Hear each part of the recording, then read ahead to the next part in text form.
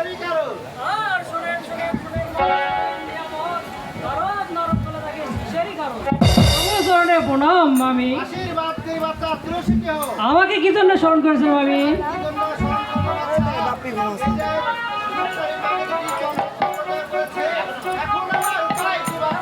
এ বুদ্ধি পান্ডি মামি, তাহলে যে আপনাকে একটি কাজ করতে হবে মামি। আপনাকে এই মুহূর্তে বেদের পাড়ায় গিয়ে তাদের শিয়রে বসে একটি স্বপ্ন দর্শন করাতে হবে মামি।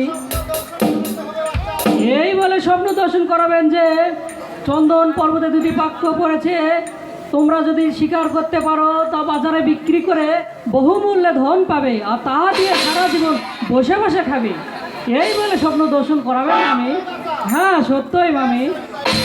নারায়ণ নারায়ণ।